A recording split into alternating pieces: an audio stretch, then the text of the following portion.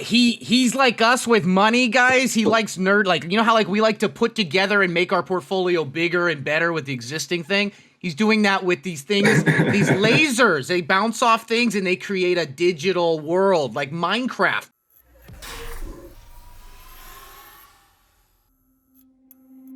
So I thought it was a really cool opportunity for both of it. It's like two worlds colliding. I know normally, I know you just did an interview with Yahoo Finance, and also, normally, these rounds, these talks are done, on CNN, CNBC, and I'm sure you've already made those rounds. But this is kind of like a first right now. It's the first time that a company that has gone public has come and gone with a stock finance live stream on Twitch.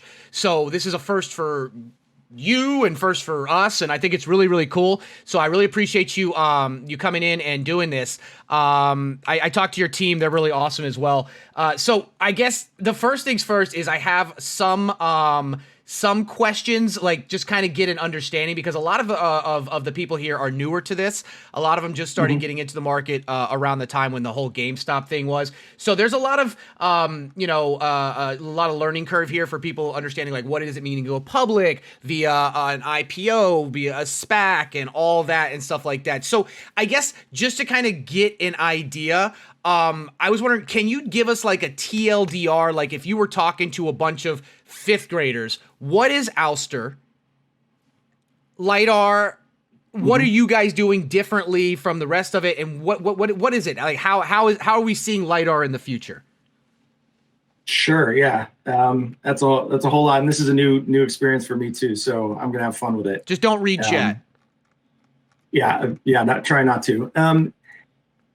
I've been on the internet once or twice before in my life, thankfully. But yeah, so Ouster is a digital LiDAR company. At its core, it's a technology company. We're based in San Francisco, and Silicon Valley is named after this type of technology, silicon digital technology, that has made everything that you do online and every piece of technology that you use possible in the last 70 years, starting with Intel, making the first computer chips back in the 1960s, all the way up to the present.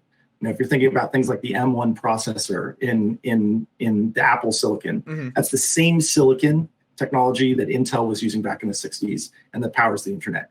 And so Ouster is a digital silicon LiDAR company. We're using that same technology to build high performance, really low cost, affordable LiDAR sensors, so that we can take LiDAR sensing out of the R&D world and out of the prototype world and literally put it on every moving object on Earth and actually get to this kind of robotic Jetsons future where your car can drive yourself, your plane, you could get in a vertical takeoff and landing vehicle and it could fly you someplace.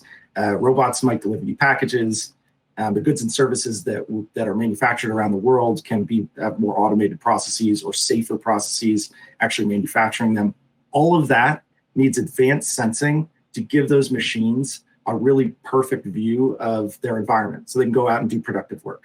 So it really is, we're building the eyes of robots, and we're building laser eyes, basically. And it's so LiDAR is this kind of fundamental sensing technology that allows you to interpret the environment much more effectively than cameras.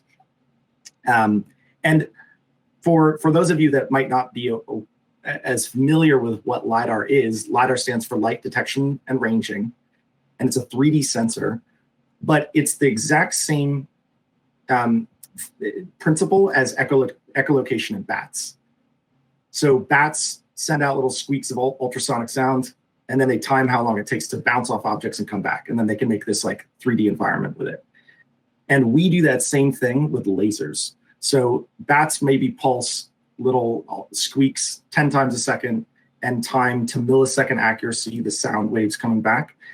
And we're doing the same thing, but millions of times a second with lasers bouncing off of objects in every direction and timing at the nanosecond resolution how long it takes for light to come back. But the fundamental principle of shooting stuff out, timing how long it takes to bounce off objects and come back to build a 3D environment is the same.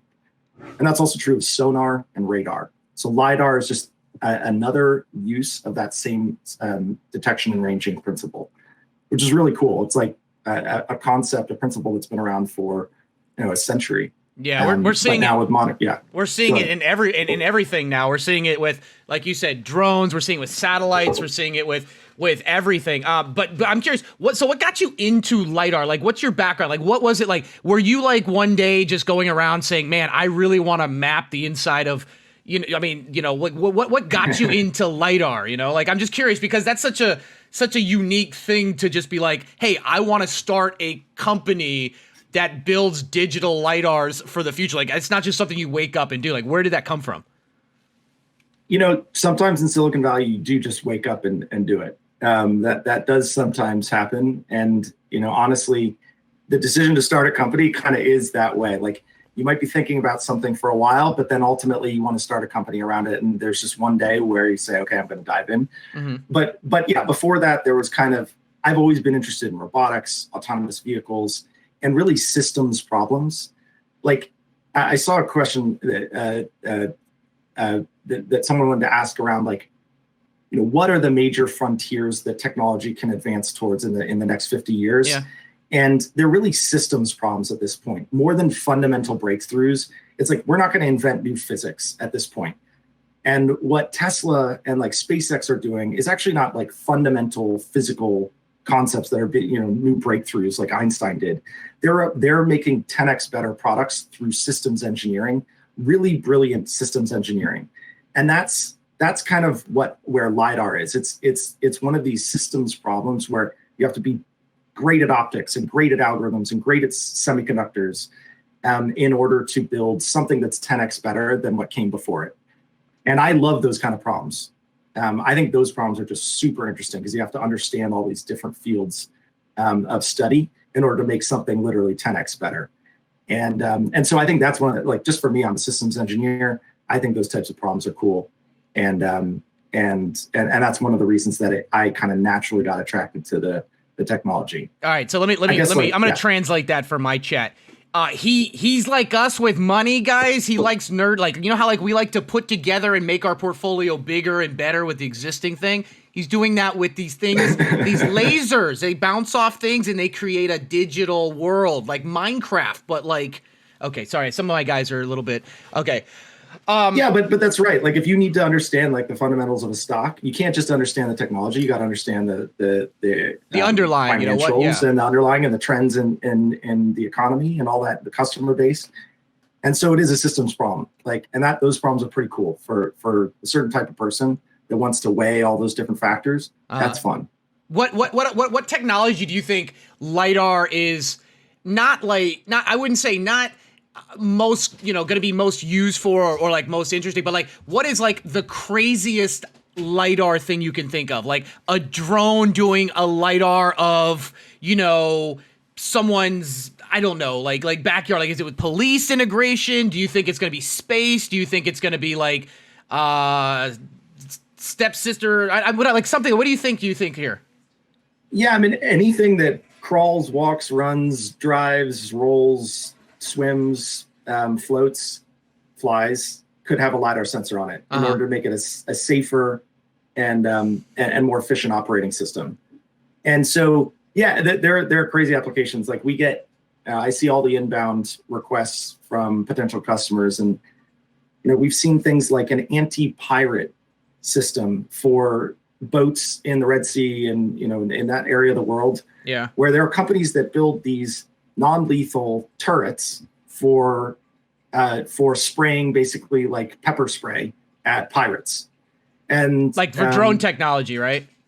No, this is on huge oil rigs. Oh, like actually on there. Okay, yeah, like literally okay. on the boats, and it's like they're not putting guns on these things; they're putting pepper spray turrets on these things that they're like, maybe we could aim with a LiDAR sensor. That's a pretty weird application. I don't think that ever went anywhere, but the point is, like, that's like, never in my life did I think that was going to be what people were asking about when that's we started actually this company. Awesome. I'm trying to think of like the Somali pirates and whatnot. I'm like imagining a giant oil. No, that's literally what it is. Yeah. Sorry, I read something in chat a minute ago. I was trying to say something. I said something else. I apologize for that. Not read chat. Okay, so I had a couple other questions too. I don't want to take up too much like with the beginning to know you thing, but there is something that I was really wanting to know about because not to get into the too much of it with the way the process works. But one thing that these guys have really asked me a lot was they said, hey, okay, we know what SPACs are. Obviously, it's something that's been around a while, but it's getting a lot more attention nowadays. And so a lot of these guys in this community do know the difference between an IPO, a direct listing, and a SPAC. And I know that there's a lot that goes into that. There's a lot that as a company. But just curious, what was it that made you guys decide? We think going public via a SPAC is the right move as opposed to an IPO or a direct listing? Yeah, so Ouster is a growth company, right? We're in this hyper growth stage, and SPACs are built for growth companies that know there's a significant revenue opportunity ahead of them, mm-hmm. and that are able to forecast that opportunity with enough confidence to kind of be received in the open market well. Mm-hmm. Versus an IPO where you really have to have historics going out many years in the past. So you have to have kind of like waited to get through a lot of your growth stage in order to IPO. Mm-hmm. And so SPACs are this way of really just tapping public capital markets for growth stage activity of a company. And for us, the alternative was raise a Series C, raise $300 million through a Series C private round. Mm-hmm. And we would have gone that route, but we got a lot of inbound interest. Honestly, there's just so much excitement around SPACs in last year that we had huge amounts of inbound from different SPACs, wondering if we wanted to go that route.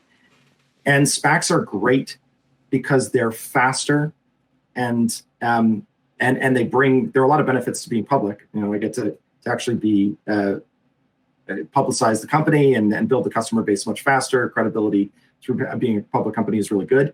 And so SPACs were a route to raising the same amount of money, $300 million, doing it faster and having all the benefits of publicity, credibility, and exposure that comes through going public. Yeah, and that's really why we chose it. But yeah, SPACs really are meant for companies that have sound fundamentals, customer bases, revenue forecasts that they can build with high confidence, and that's Ouster to a T. We have 500 customers today, positive gross margins on the business, ship thousands of sensors worldwide, operate across 50 countries today. So we felt really comfortable and confident going this route and knowing that we could hit the numbers that we're providing to the market.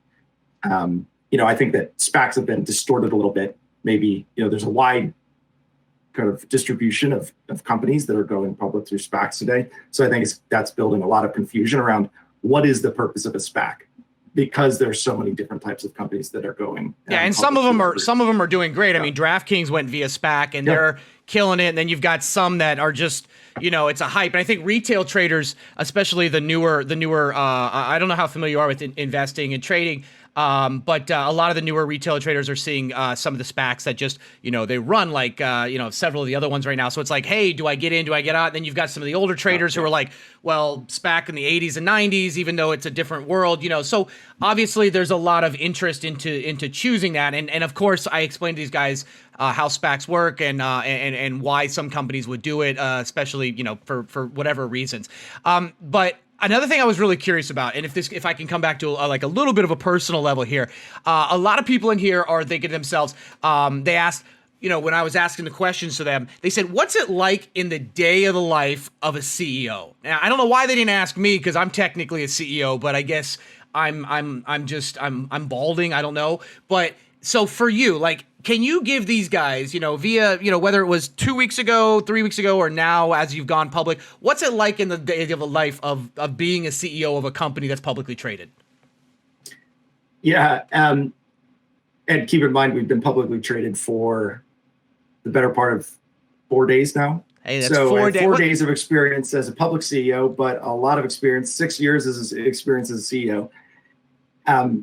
But I wouldn't say there's a big shift in these 4 days, but context switching, I think, is the name of the game. When you get to where I am, my schedule is not really defined by me anymore. and I have to cover a huge number of different topics day to day and context switch between them. So I may be having some heated discussion about engineering for an hour with a bunch of engineers, and then hop on a call like this with almost no prep, and just completely context switch, and then hop on a call with some investors the next hour, and do that day in and day out for the rest of my time as CEO. So that context switching is kind of jarring for people that aren't. It takes some practice to get into it, for sure. It's like live streaming. But yeah, probably like live streaming. You got to kind of roll with the punches and be prepared for all this unexpected. What's a morning routine for you? Like, get up and then give us your morning routine. Morning routine: get up, shower, coffee, and then I get on calls immediately. So our entire team, we have these morning stand-ups. Like in COVID era, our entire company does morning stand-ups in small groups for about an hour. So we'll have different groups meeting for 15-minute slots, and I try to rotate around and participate in a number of those morning stand-ups just to hear the day-to-day of the company, whether it's engineering or operations or the sales team. I'll participate, listen in, and just hear for an hour, like what's going on with the business. And then I dive into, really depends on the schedule. Like last week, I had probably 25 hours of straight investor and analyst calls that I had to get on. And that was just 3 days straight. That's all I did. But I would say a more normal day is a mixture of product and engineering, which I really try to stick. I stay very close with that side of the business. I'm an engineer. I care about our products, and then personnel stuff, one-on-ones with executives and anyone that I need to kind of give insight to, and then customers. I'll take customer calls. I was on a call yesterday morning at 6:30 a.m. because we had an international customer that I really wanted to get to know personally. And that's so much calls. I don't know how you do it. I literally it's all calls, just all day long, just listening to experience, because basically you're sitting there having to answer these questions to investors. Because rightfully so. They're investing money in a company. You want to give them confidence, but it's just like reiterating and reassuring over and over again the same thing. That's insane. But one of the things that I also think about as CEO, it's absorbing uncertainty. And I think this is a term that like maybe is thrown around Silicon Valley or something, but it really is true. My job on one level is to absorb the uncertainty of the organization, whether it's the uncertainty around winning a customer or building a new product or making some decision around hiring. When there is a lack of clarity and consensus, that's when I have to step in and say, we are going to take this risk so that we can keep moving forward as a company. And I do that 10, 50 times a day, tens of times a day, is just stepping in and saying, okay, you've all talked. There's no clear consensus. We understand the risks though. And my intuition or whatever tells me we're going to go this route. And so that absorption of uncertainty is really critical in any company to allow it to keep moving forward. Yeah, you're the face of the company, you're the mouth of the company, you're the brain. That's what people are going to look to you. It's like with Elon, right? Like I look at Elon Musk, and one of the reasons I personally don't invest in Tesla is just because he, as the CEO, has so much power over so much of the equity of the company as far as the stock market. Like it doesn't really matter what the underlying is. He himself can say something and the stock will drop 20% or gain 20%. So it's a lot of pressure, especially now that you've gone public. It's like so much more, you've got investors and shareholders, and there's so many people to be accountable. How familiar do you invest? Are you familiar with the stock market, like to an extent? I'm certainly familiar. Like I followed everything going on in retail investing. I don't personally invest at all. For me, I take bets on what I'm doing. That's that's kind of always how I've always been. I've personally invested into the companies that I've started. And I like betting on myself. I have much more, maybe I'm a control freak or something. No, that's the whole point. Yeah, exactly. So I trust our team's ability to execute far more than I trust my ability to time the stock market and understand stocks. But I do keep up with it because it's just so interesting. So what are your thoughts on this big boom in retail investing and trading that's happened recently with stock market crash last year, people at home, stimulus money this year, and now the GameStop thing. Like, what is that? What is your thoughts on that, since you kind of, have been following it? I think people are smart, and I like seeing the democratization of financial markets and things like that. I think it's one of the reasons I wanted to get on here is because I believe in equal access to information. Mm-hmm. And so this is an opportunity to actually provide more equal access. I talk to investors all day long, and this is a retail investor audience, and I see no reason why we can't educate everybody the same way. So I'm a total fan. I just want to make sure that everybody has access to the same information, because I don't think that that's always the case. Yeah, no. And obviously nothing here is us talking about, your company or like say we should invest or anything like that. This is just more of a Q&A to get to understand like what you guys do and what it's like being a CEO and stuff like that. So I'm just curious about like actually with the company and LIDAR itself, what's your take on the future of EVs? Like this is the thing that I wanted to get like kind of, to know each other and know what's going on. But this is what I really was curious about, because, you guys do LIDAR and you're doing LIDAR in so many different aspects, whether it's drones or, whether it's, I saw that there was those walkers, there's lawnmowers, there's so many things. But as far as the EV sector, right? So for retail traders, because we're talking about retail especially, one of the big booms this past year was electric vehicles, and you saw so many come out. First it was Tesla, then NIO, and then XPEV, and then you had Fisker, and you had the debacle with Nikola, and now it seems like every day there's some new EV company popping up in someone's garage. So I'm really curious, like as someone who is a supplier to those vehicles and is seeing it from a different point that we are. We're seeing it from the outside, but you're seeing it from a whole other angle as a supplier. What do you see as the future of it over the next 10, 20, 50 years? Well, yeah, I mean, one of the really interesting things about Ouster is we play across all these markets. So we see the glimpse. We're talking. I've been talking to Fisker for like the last 8 years at the two different LiDAR startups that I founded, and things like that. Like I've at least been aware of them and following these companies for the better part of a decade. And I think that physics gave us a gift. What's fantastic is it's possible to make incredibly compelling low-cost EVs. Mm-hmm. And it looks just possible to do that in flying vehicles as well, making electric flying aircraft that are going to be economical for the vast majority of people and can fly far enough that it's actually interesting to get in one. Before we die? And before we die. Yeah, before we die. And it's not that, this is assuming that there's no new fundamental like 10x better battery that ever gets created, but physics gave us just enough to have this kind of awesome world of pure EV happening. And I think that EVs are case closed. Like in the next 10 years, everything is going EV. Mm-hmm. And if you look at battery costs in the last 10 years, it's almost they've beaten the trends. Like 2010, there were a bunch of studies that came out about cost of batteries, like dollars per kilowatt hour. And they've beaten all the trends.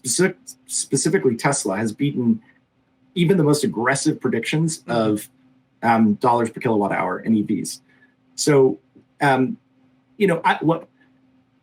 okay, we all agree like EVs are going to happen, and they're actually happening faster than we all expected, and they're going to be better than we all expected. And they're not going to need some fundamental new battery technology breakthrough, just systems engineering. But what's interesting is now the entire auto supply chain and mobility supply chain has been completely disrupted by new players. Like anytime you have new technology coming into an industry, it's an opportunity for new companies to come along, build their own supply chains, because basically everyone's starting from a clean slate, because you have to build completely different technology to build a car, and everyone is reimagining what a car even means. And I think it's a much more interesting world. Like it's like there's not going to be one size fits all car anymore. It's not going to be sedans and hatchbacks and SUVs. You see that there are companies coming out with these mobility platforms. Zoox has this really interesting looking bidirectional vehicle. It's like the Cambrian explosion of of automotive. Yeah, like especially probably this back past like year. what it looked like in 1910, right? Like 1910, cars look crazy, and again now it's 2020, and cars are going to look crazy for the next 10 years, and it's going to be really interesting and cool. Yeah, it's gonna be such a weird transition because it's gonna be like you see these pictures like I'll give you an example. Who was it? Not Lucid. There was another. I forgot which company it was. Forgot who it was. They showed a picture of their new electric truck, and it was kind of like when Tesla brought out the Cybertruck, right? You're like, I guess it's cool, but now it's all like this rounded off. It's a different technology, and like you said, it looks weird, but people will get used to it. I mean, anytime you get a new model coming out. I know that EVs are really big, and automated driving, like you said, is huge. Volkswagen was one that I was following. ON Semiconductors is a company that I had invested in last year because they focused on automated driving and whatnot. So, obviously the future is there. I hope that flying vehicles are purely automated because I've seen the way people drive on the ground, and seeing them in the air would scare the heck out of me. So one more question before I ask you something about the individuals of the company. Where do you see this as far as your product? Do you see it more so short-term, long-term, something that you're going to be providing more for vehicles? Do you see a large market maybe in the drone sector? What about farming and agriculture, or even meteorological? Because I think there's so many different aspects to LIDAR. Like, I know that we're seeing an improvement on LIDAR, but one of the problems with it is, for example, weather, right? Like, why can't we use it in space? Well, we see that weather and cloud cover tends to mess with it, so we're still on radar. So I think that there's a lot of room for growth there. But where do you see, like, some outside of vehicles, the next major, LIDAR push? Sure, yeah, and there's plenty of lasers in space, plenty of LIDAR, actually spaceborne LIDAR that's looking down at the Earth. And yeah, of course, it sees cloud cover and can't see through it, just like cameras can't see through the cloud cover either. It's optical, right? But yeah, I mean, so Ouster, we focused on 4 verticals: industrial, smart infrastructure, robotics, and automotive. And I said at the beginning, anything that crawls, walks, flies, swims, rolls, is an opportunity to put a LiDAR sensor on it and make it safer or more efficient. So another way of saying that is the entire logistical kind of manufacturing supply chain of the entire world, from the mine to the doorstep or from the farm to the table, there are machines, mobile machines, that bring those goods from place to place and manufacture them and get them to your doorstep and into your house. And whether it's a mining machine, like a big dump truck or excavator, or a mobile manufacturing robot, like a pallet moving machine in a manufacturing setting, or an automated forklift in a warehouse, or a huge gantry crane at a port, or a container ship or airplane that's flying across the ocean to bring those goods to market in the United States, or to last mile delivery, long haul trucking, et cetera, et cetera. Mm-hmm. Those are all places where you can build safer technology and more efficient technology by giving them LiDAR sensing, and then partially or fully automating them. Mm-hmm. Right. And so that's why we focused from the start on those 4 different verticals, is because there really is opportunity across all of them to deploy these LiDAR sensors and actually save lives. Like, people talk about automated driving saving the 40,000 people a year that die in the United States from automobile accidents, which is such a worthy cause. But there are far more people that are killed or maimed by industrial accidents in the United States. Yeah, and the world, especially right? Ports and everything. Yeah. Yeah, exactly. And so we're pushing it's safety for all, not safety for just people that drive cars.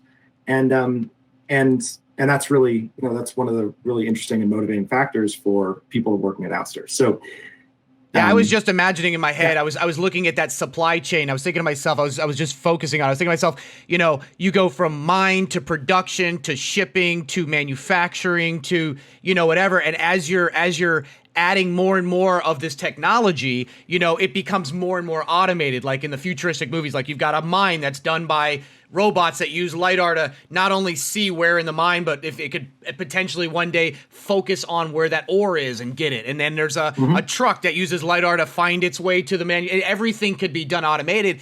And for some reason, I was thinking like of Terminator for a second there. But actually, on that note, I'm just curious.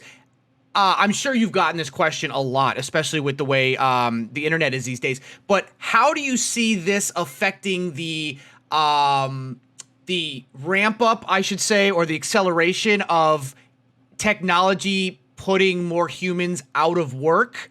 Like the not work, but us becoming a more automated society where at some point humans won't even like.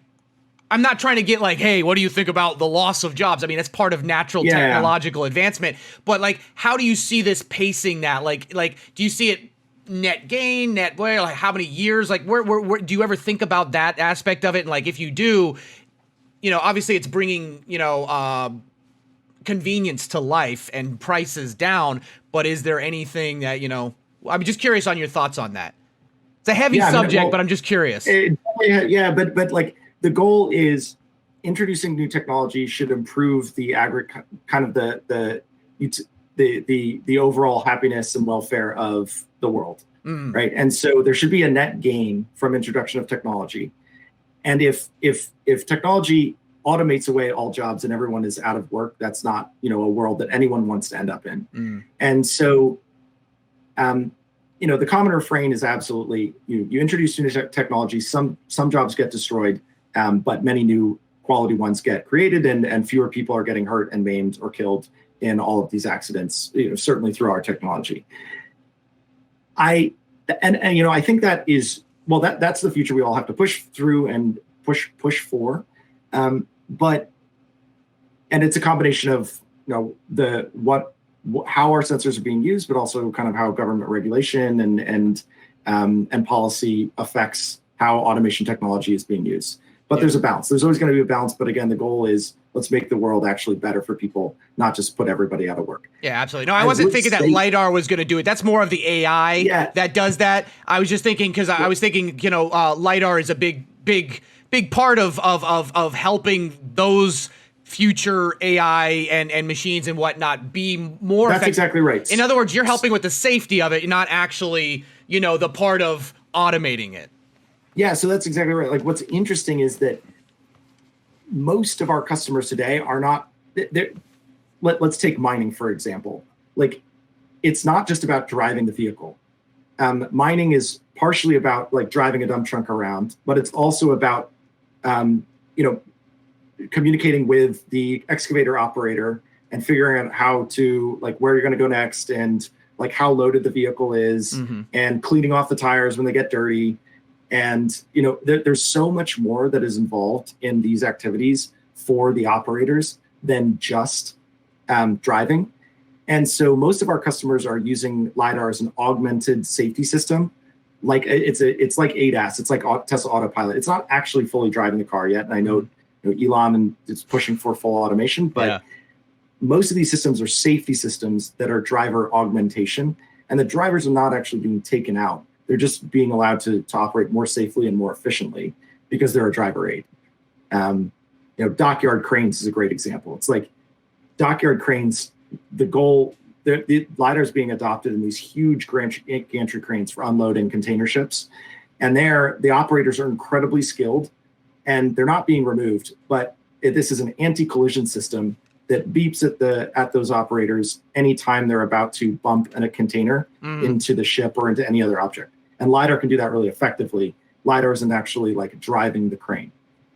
So lots of augmentation is where we are today and are going to be for a very long time because, AI is the thing that kind of is the concern around automation. Yeah, but it's kind of a long route to get there. I was just looking at something somebody had said in chat, and they said, imagine what it could do for people with disabilities. For example, you know, people that are blind, that, you know, usually use dogs or whatnot, or ponies or whatever. And then you've got, you know, people in, you know, there's so many applications for LIDAR, but obviously we're years from that. But, you know, I was just thinking about that, and it was really cool. But just another question that came up, and it was, Why LIDAR over radar AI plus camera like Tesla does?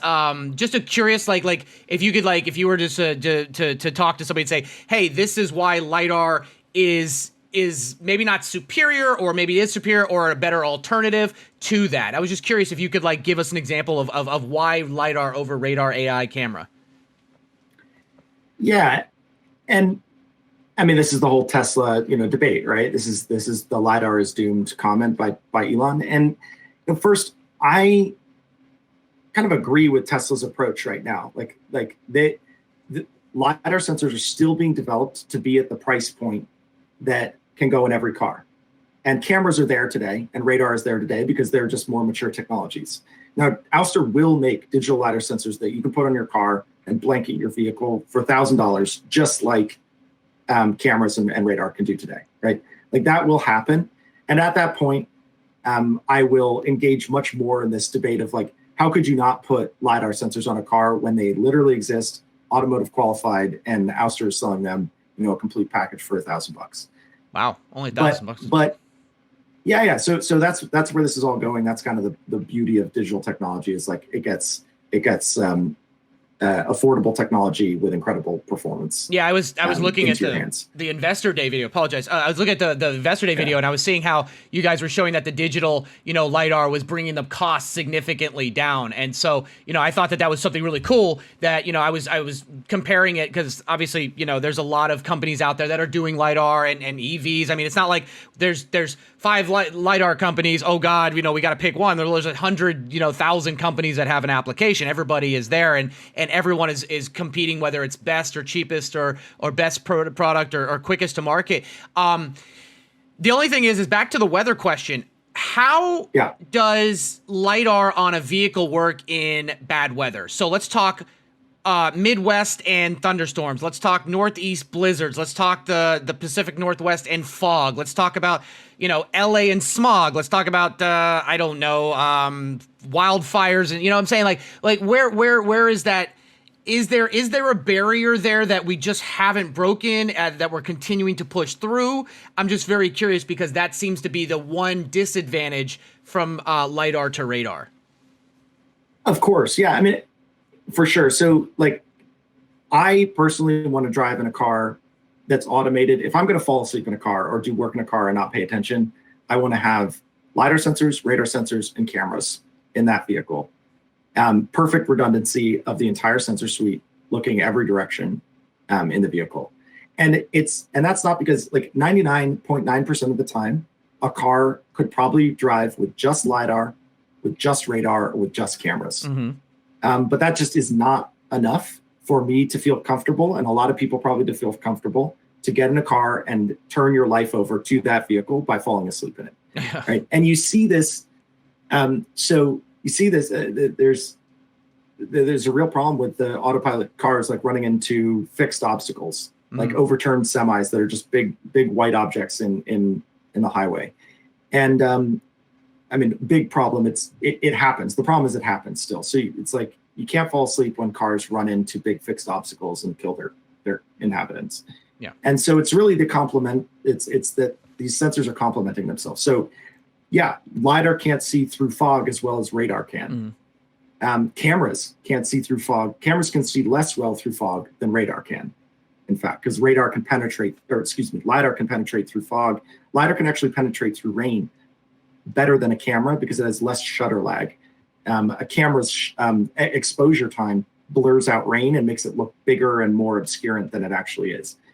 And so there are benefits and drawbacks to every technology. And the point is, get them all affordable enough to put every single one on the car. Mm-hmm. And that's the world in which the car is going to be safe enough that everybody feels comfortable falling asleep and literally turning their lives over to the vehicle.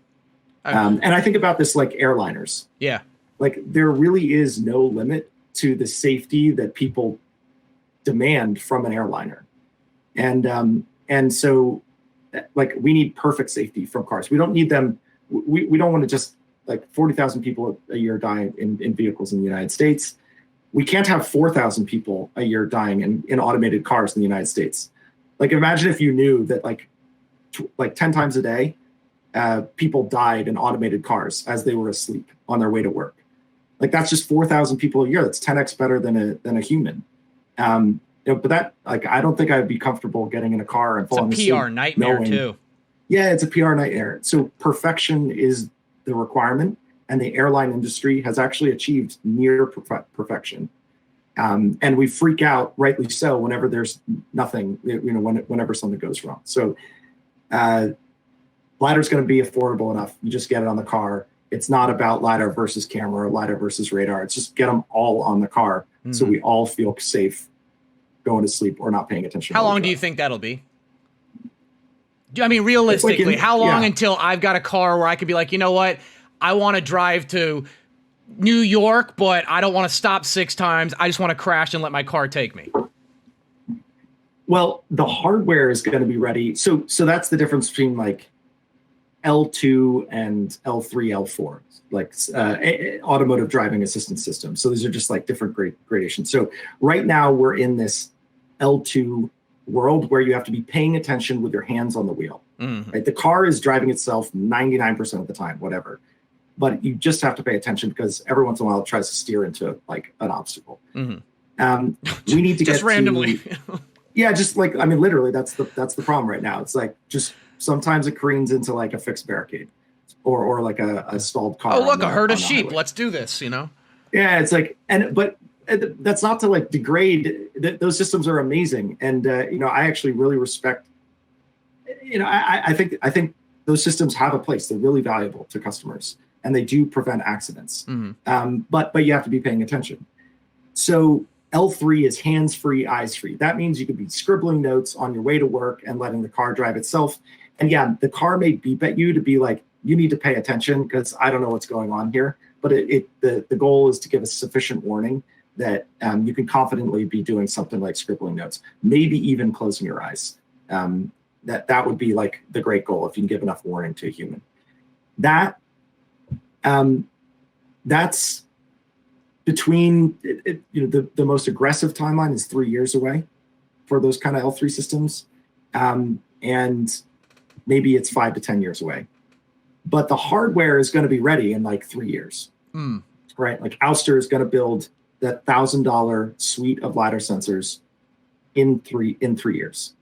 And so the hardware is there, and we should get it on cars because the difference between, because then it's just a software update away, right? And I do believe like over-the-air software updates is really the unlocking, the key unlocking feature here.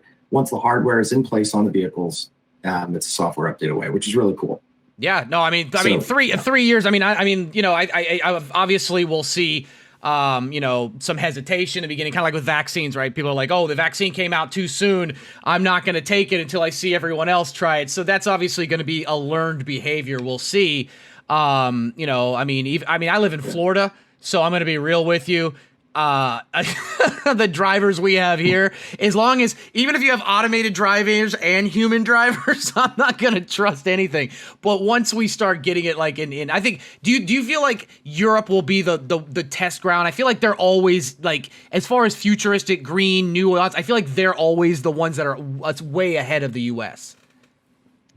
They're ahead on like regulations around safety, certainly than the US. So like in Europe, all new cars are required to have forward collision alerting systems based on automotive radar, which actually is a really good example of how these technologies get pushed into cars and become economical.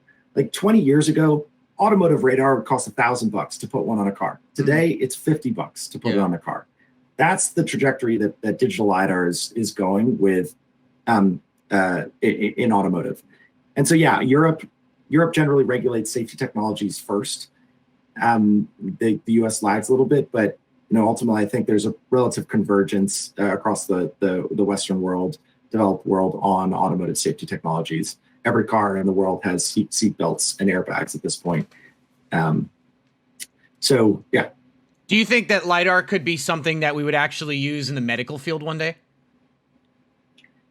There's already a lot of surgical robotics. It doesn't use LiDAR, like almost like a LiDAR, but like not in the scale it is now, but something where, like you said, surgical robotics, where the robots are using LiDAR to do the whole, scan the body to do, find imperfections or find, cancer or anything, or do surgery or whatnot. Yeah, there's a lot in like orthopedics, in sports science. Actually, we have some customers like in sports science where they're doing kinematics, or they're modeling the human body and tracking. They're almost doing motion capture, but while athletes are doing some field sport, and they can do orthopedic stuff with 3D sensing with LIDAR as well. So looking at how you're walking, maybe you're recovering from an accident or a surgery, replaced hip or something, and so you can track what's wrong with your gait by imaging it with a LIDAR in 3D to understand, and comparing that to like how you should actually be walking. So, or even like automated. You talked about disabilities, or and LIDAR has a real application there, whether it's to give people sight, or to automate something like a wheelchair, right? Like maybe for whatever reason you want a wheelchair or some sort of automated thing to be driving you around or assisting you. And there's real applications, and also just for like hospital robotics. There are already a number of robots navigating around hospitals today, delivering goods, medicine, and those are only going to get more sophisticated. Yeah, they're doing that with who was it? I believe somebody is it Amazon or no? GoodRx. Somebody's testing those little robots to do deliveries for stuff, and then they were talking about medicines with drones and whatnot. Do you think the drone deliveries are going to be heavily reliant on LIDAR? Yeah, well, right now, like drone deliveries, absolutely. So like right now, drone delivery services, they all use a parachute to stay. So they keep the drone high in the sky and parachute down the goods, because they don't want to, they have no ability to sense reliably enough not to hit someone and hurt them, right? And so that's what LIDAR brings. LIDAR brings the safety critical, incredibly consistent sensing capability, so that a drone can actually deliver something to your doorstep, and you can be confident that it's not going to run into you, or your child or your property in doing so. So yeah, LIDAR is literally everything that moves. A lot of fixed intelligent infrastructure is an opportunity to deploy a digital LIDAR sensor in the next 5 years. I'm just thinking of the porch pirates having to up their game now. Real quick on one more thing about you were talking about over the air software updates, right? Like we're seeing that's a big thing with a lot of EVs right now. So one thing I was wondering is how much of an impact does open source software have with your company, with the LIDAR world itself? Is most of it in-house? Do you contract it? Like how does that work? So open source, so there's a huge software stack that runs on the sensors, right? There's this incredibly sophisticated and safety critical firmware. Generally, it's called firmware, right? Firmware stack running on the sensor in order to do all of the measurement and pass off good data to the consumer. That is not really open source. That's proprietary, right? And we have a huge firmware and software team developing that. But we leverage a large kind of open source community, like the tools being built there, Linux, things like that, in order to build that.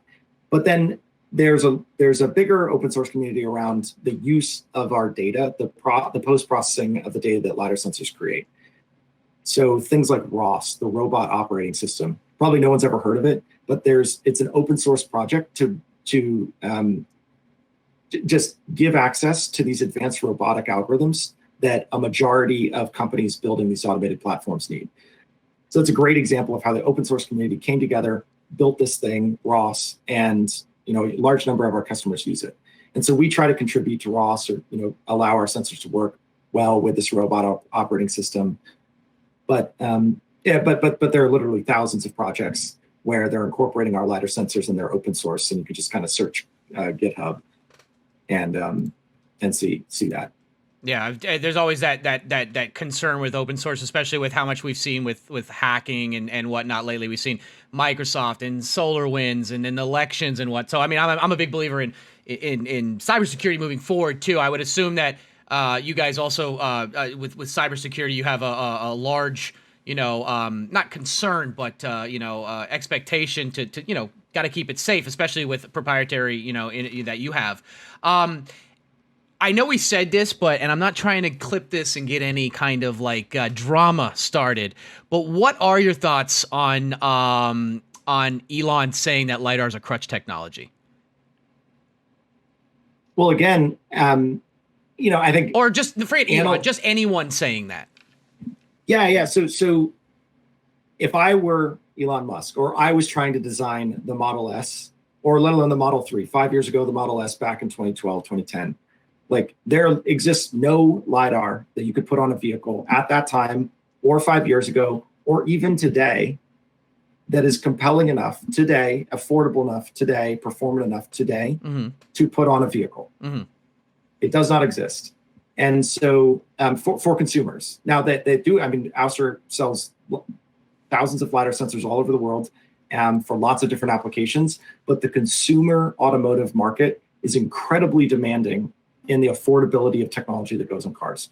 Because I don't want to pay a lot of money for the safety critical technology that goes on my car. I'll pay a certain amount, but no more. So from that sense, I completely agree with kind of the worldview. Like for the existing LiDAR technology today or in the past, there was no reason to put it on the car. You absolutely couldn't. And considering it, using kind of those analog legacy LiDAR sensors made no sense. Now, if but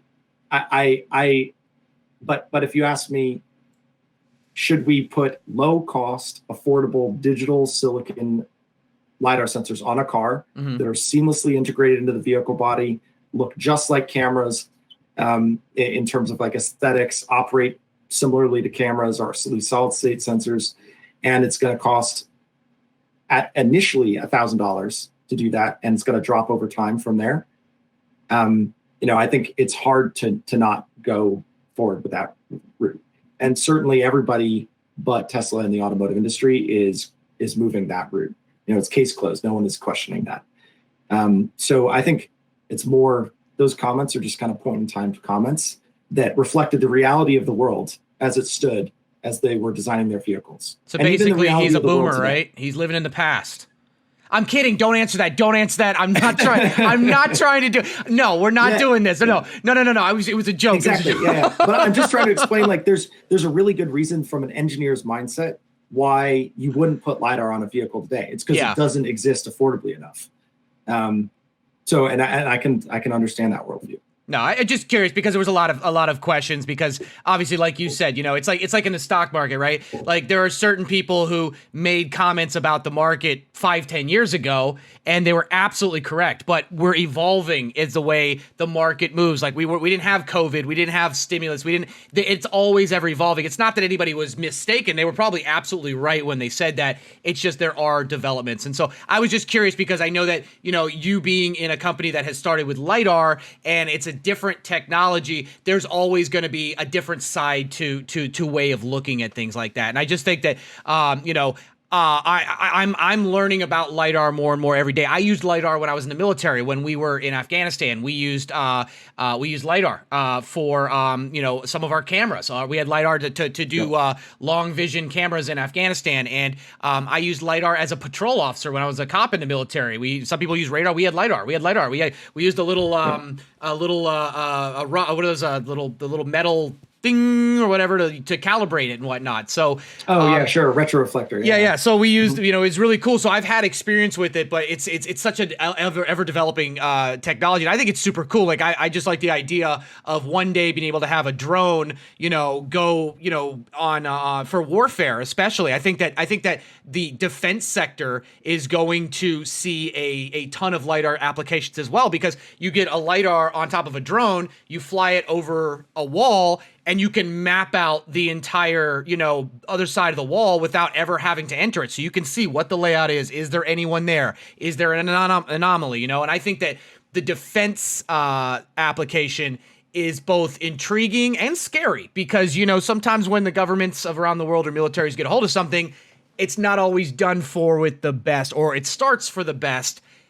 It is what it is, but I think that the application is huge there, and so I was just thinking how Ouster, you guys are focusing obviously on the digital side of it and the cost effectiveness of it and vehicles right now. What's the most interesting thing that you as a company have tested with LiDAR? Well, we just scanned the New York Stock Exchange last week. I don't know. We posted some of that on our social feeds, but we scanned the Oculus, we scanned the New York Stock Exchange, and go on our Twitter and see them. They're incredibly cool. Really? Just kind of 3D renderings. Yeah. If you go to our Ouster LIDAR at Twitter handle. So I think it's that can be kind of mesmerizing. If you haven't seen, and the audience hasn't seen LIDAR sensors and the data they produce in the flesh, just go to our Twitter and you'll see a couple videos that we've created. I would say, those turned out incredibly well. So we scanned the Brooklyn Bridge as well. We scanned a couple of the places in New York. So that those are some pretty cool kind of. I don't know. We did it for media, just to create a cool visual, but a pretty cool example of the technology. What's the most ambitious thing you're wanting to try putting LIDAR on? Like, for example, walking human robots, automated tractors, zip I want lines. to get it on more race cars. Race car, like NASCAR or like Formula One? Both. Choose it quickly. My audience is 50 European and 50% American.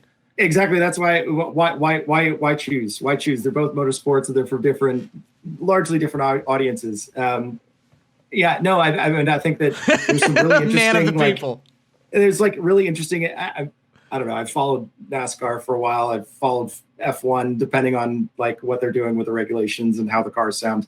But no, so the entertainment angle to LIDAR, I think, is going to be really interesting. If you can do full 3D reconstructions of scenes, and that's really what you can do with a LIDAR sensor. If you can do color, video, and LIDAR fused, you can create volumetric video and allow people to experience that in VR. So if you could imagine, you could be like sitting on, shotgun in an F1 car and watching the race unfold, and then hop to another car and watch the race unfold in 3D around you. That's something that LiDAR technology can do. My EU people just lost it in chat, by the way. Yeah, I mean that's volumetric video capture, right? That's full 3D volume real-time video capture, and LiDAR will make that possible. So that's like entertainment angle for all this. That's going to be really cool. So when are you announcing that project? Well, that's our customer base. Congratulations, right? World premiere, ladies and gentlemen. Yeah.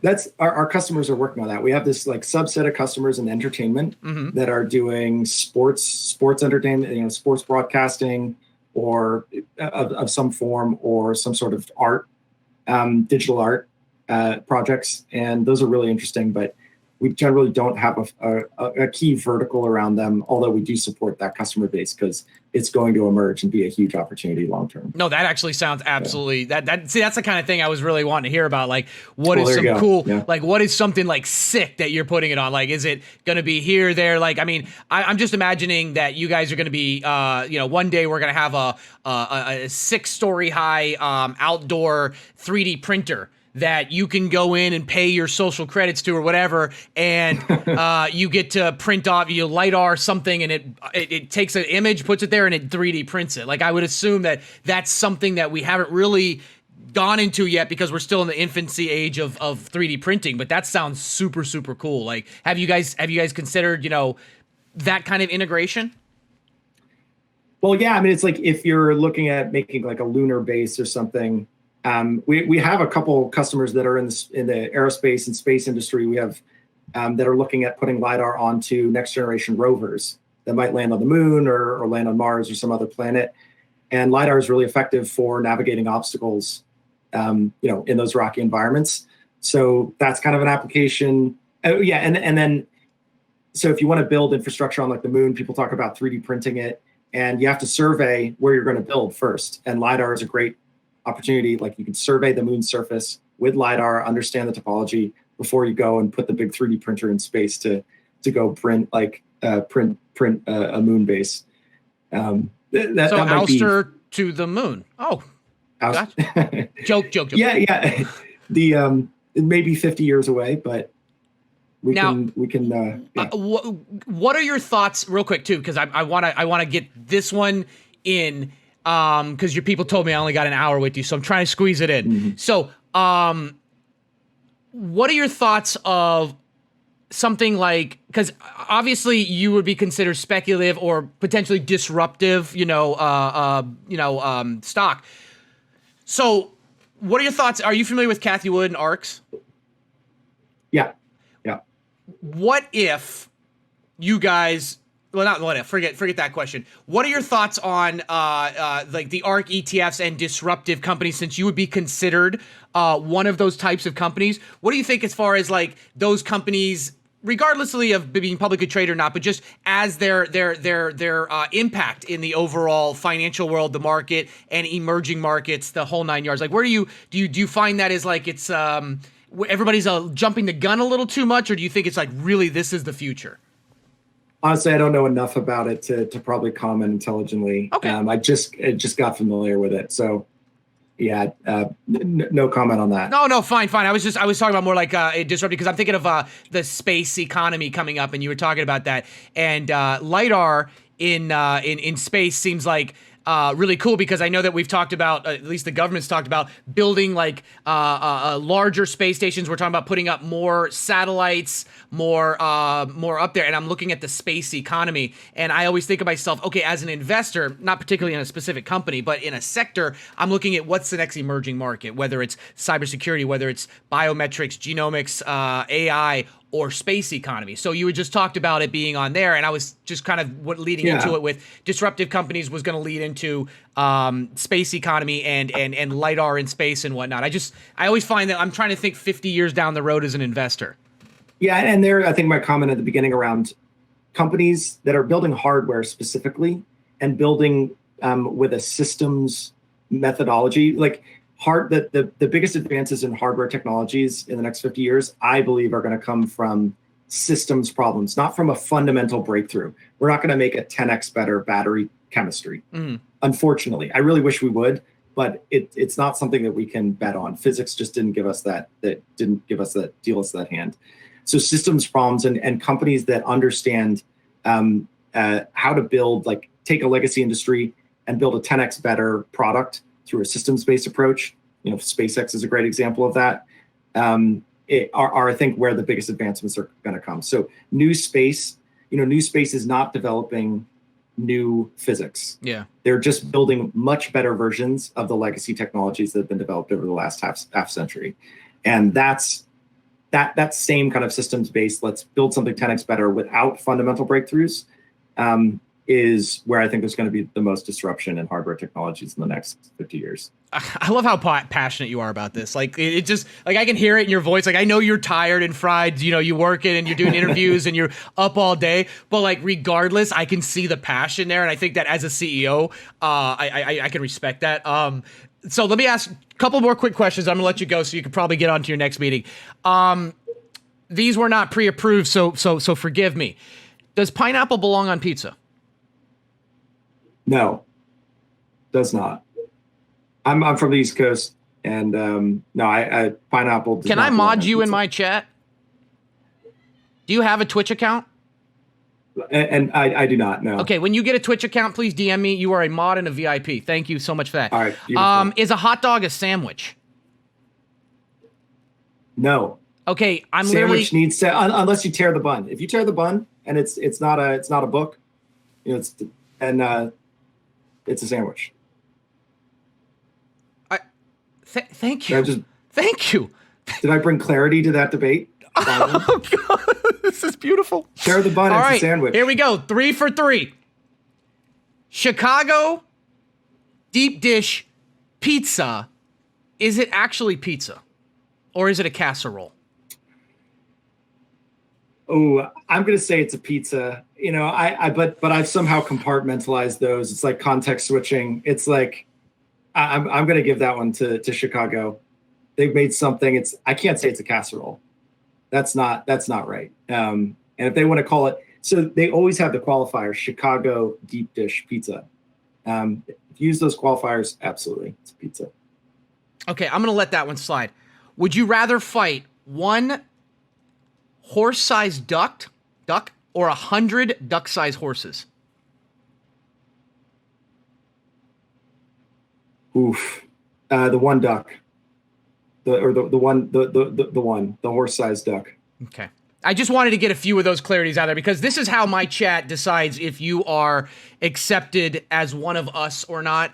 The first two questions you answered perfectly. The last one was kind of an oddball. Pizza one, we'll let go. Let me ask one last question. I saw somebody in chat asked it, and they said you're one of us. No, guys, he's not gonna hire you. What else do we have? Those were the hardest hitting questions. Though. Apply online. Oh, they are hiring. Definitely hiring. What are you hiring for? I got a lot of people in here that. Well, we didn't raise $300 million just now to do nothing with it. Yeah, we're hiring across all our teams. Yeah. How can we? This I can talk about. How can they find out if where are you guys hiring located at? Mostly the U.S., but we're hiring internationally. We're expanding our sales and marketing teams internationally. Customer support internationally. I got a lot of EU people in here. Everything else is local. So engineering and product development and kind of everything else at the company operations is in the Bay Area. There you go, guys. They are hiring. Not that we were doing a recruiting video here, but listen, I mean, the thing is that my audience is the oldest on Twitch, so there's a lot of people in here that are really experienced working from home, and they'd probably some great quality candidates. So I'll definitely just make sure you don't tell them you came from this community, guys. You'll automatically get passed over for that. All right. Okay. So then, what last one is since you're a tech guy, what are your thoughts on crypto? Future of crypto? Do you have do you invest? Do you think it's crazy? Do you think it's a future blockchain? Like, I'm just curious, just as a talking guy to guy.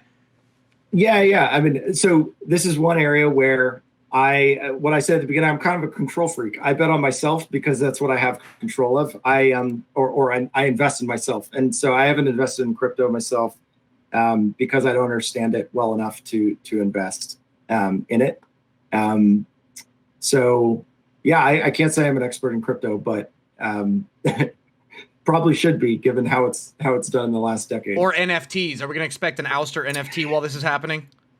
Not anytime soon. Nope. You come on, LIDAR NFTs. I got to make some LIDAR NFTs now. I can't believe these things are blowing up. I can't believe it either. But well, Angus, listen, I'm not gonna question it. I just want to say thank you so much for coming on. It was. I'm gonna be honest with you. A lot of what you said. I'm aware of. Some of it, was super like deep diving that even I kind of like learned or thought about some stuff. It was really, really great to talk to you. My chat is really happy. So many of them, learned a lot. Some of them are super nerdy. Some of them are trying to learn about this. A lot of them learned a lot about the LiDAR sector and the future of it. And this was a really unique opportunity. I'm really glad we did. And like I said, this was two worlds colliding. The retail side here, they really, really enjoyed it. And as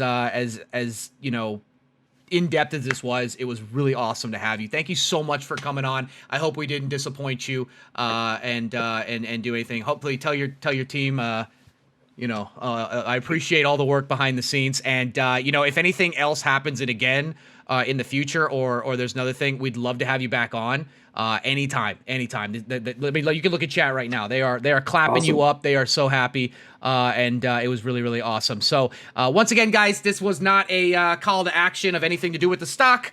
Angus is just here to describe LiDAR and going public and what it's like being a CEO and some of the cool things about LiDAR now and in the future. And it was awesome. So if we can clap it up for him one more time, Angus, thank you so much for coming on. And it was really my honor. I appreciate it. So thank you again. Yeah, thanks. This is a unique way to start the morning. It really was. And go enjoy your next 12 hours of calls with investors. Exactly. All right. Thanks, bye. everybody. Bye.